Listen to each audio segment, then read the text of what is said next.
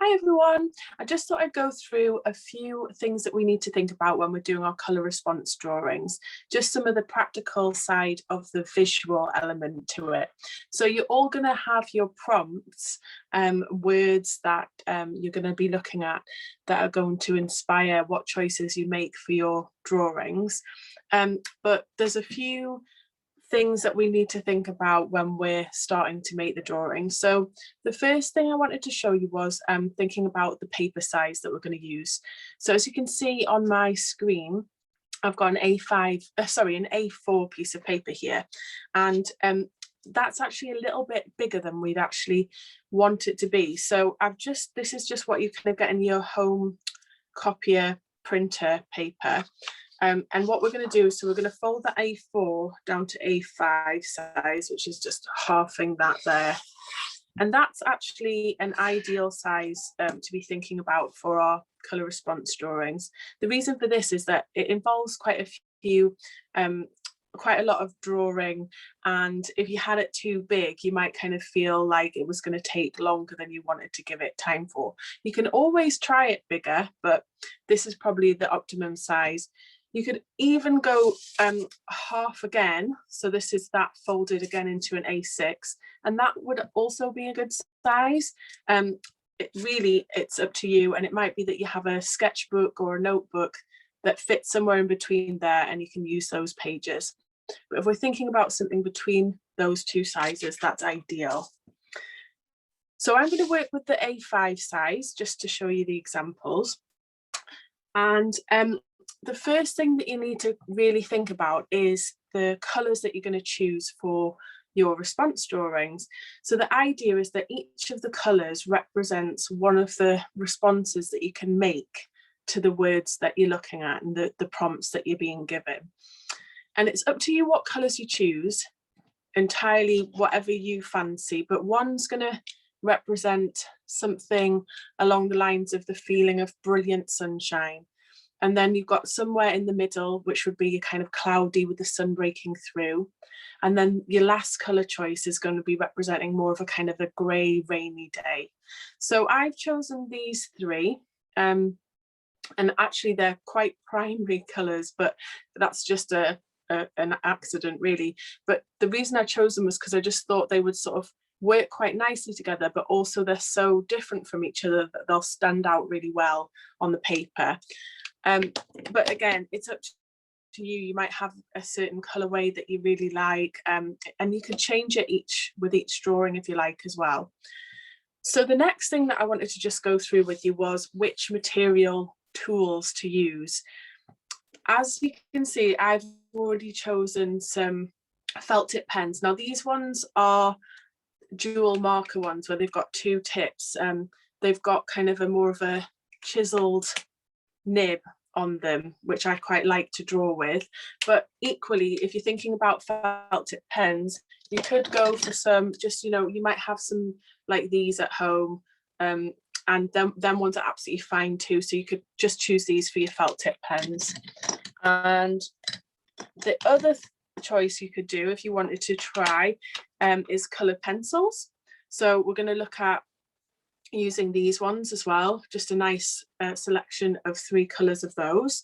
And then the other example that I'm going to show you is a little bit of collage essentially.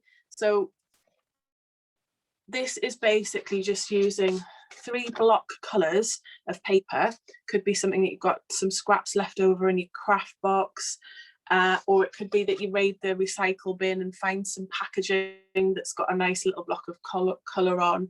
You can see you don't need an awful lot. This is probably actually more than you need for one drawing, but you can just use those as well. So it's up to you whether you might find that you just particularly like a certain tool to use, or you might like to try a few different ones when you're doing the different prompts. So what I thought we'd do just quickly is go through how we go about putting it onto the paper. So I'll do an example with each of the 3 material choices, and then you can see how they look on the paper. So the first one I'm going to use is I'm just going to look at my felt tip pens. And the idea is that when you look at your prompt and you read it, you're going to think about which colour best represents how you feel about it. So this is such a personal way of looking at the words and what they evoke and in you. And then you're going to pick the colour, and we're going to do a shape to represent your response to that. Now, I'm just quite drawn to doing these quite round shapes, so that's what I'm going to do. And I'm using the colour that matches my best response to that prompt. Now, once I've done my outline, the next thing is that I'm just going to colour that in. And I'm just going to colour it in the usual way. But what I'm going to do is use that time that I'm colouring in to really think about my response and really think about maybe a memory that it's bringing up, or just a few memories and how I feel about that. Because part of this process is actually giving you that little bit of space to think and reflect on certain parts of your journey as a mother. So once you've taken maybe about 15 seconds on each shape, but not very long, you then kind of look at your next response and think about the next colour. Now, one thing that I thought would be nice to do is look at it as a series of connecting shapes, because all of our memories and experiences are all connected. So it's nice to kind of make that visual as well. So I'm thinking about my next response, and it's a different colour. So I'm just making sure that they overlap somehow and have that kind of little connection to each other. So once I've drawn my outline, I'm going to go through the process again and spend that time whilst I'm colouring it in, which is quite a therapeutic, nice thing to do anyway. It's a lovely process of colouring in. But I'm using that time to really think about the prompt and think about how I feel about it. And again, as I mentioned, like maybe think about a specific memory. And then I've filled that one in. And so just for the sake of example, I'm assuming that my next response is the other colour. So I'm going to grab my other pen and I'm going to make a new mark. Now, feel free to make it any shape that you like. Just don't overthink how the shapes are kind of forming on the page. Just let it be quite a natural process and see what happens, and then just colour that in like that. So you should start building up this collection of shapes, and it can quite quickly become more of a piece and fill that page. So you can see this is one that I did before. I've just added a few more. So I'd keep going with that and add more and more until I finished all the prompts. And then what's nice about this is you can kind of look back at it, and you could maybe do another one and then compare them together and see whether your colours have changed, whether you've got kind of a predominant colour, or if the shapes have changed depending on, you know, how you're feeling. So we'll do one like that, and then we'll just have an example using the coloured pencils. So again, it's the same process, exactly the same. So we're thinking about our prompts and our responses. So we'll pick our colour that we want to choose, which represents how we feel about it. And then you could do your shape. So just for to show you an example, I'm picking a slightly different shape style. Ooh, making a bit of a wobble on my camera there, and just filling that in. And you can see that with the coloured pencils, because they've got a smaller nib, it's going to take a little bit longer to colour those in. And that's not a bad thing, that's a good thing, because you can spend that little bit more time just thinking about what that prompt and that kind of memory and those feelings and how it makes you feel. So once you've filled that in, you can then look at your next prompt and move on to that. So you could do, again, just making sure that there's that connection between the shapes and they're touching each other somehow, and then starting to build in that colour into the shape and fill that in.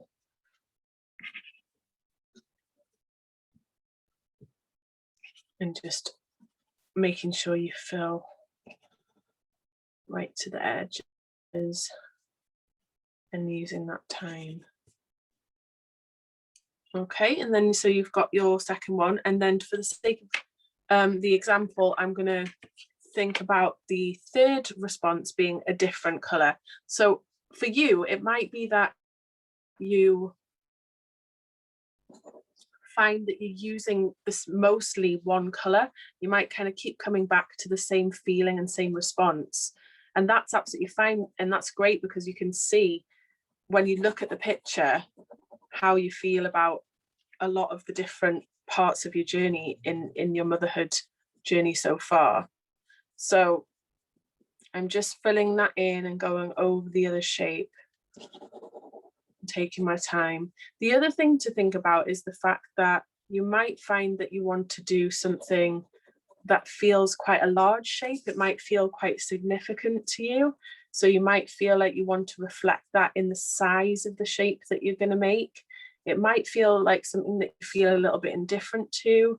So you might kind of do something quite small. So if I was thinking about the next prompt word and I thought, oh, I know it's not something that I have experienced much of, or I don't have much of an opinion about, I might just make that a little small point on my colour response drawing. So we're going to add that in.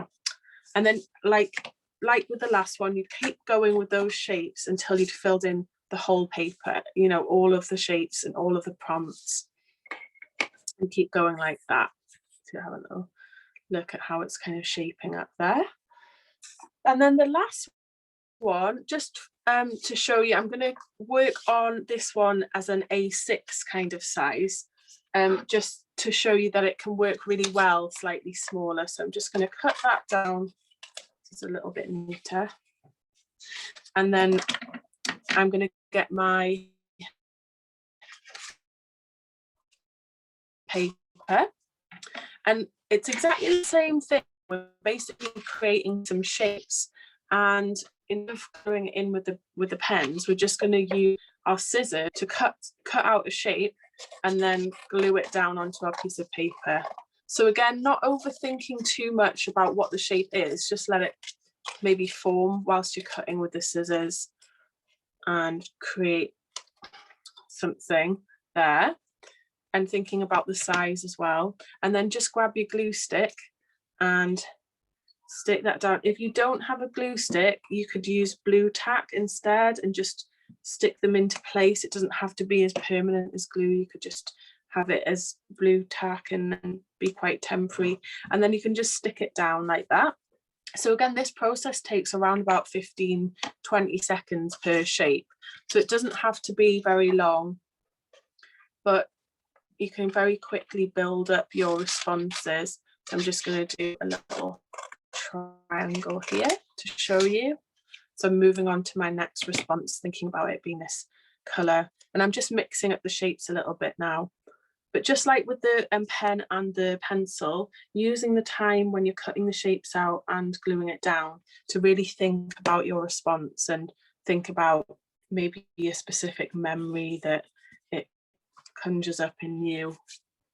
And then I'll just go on to this one.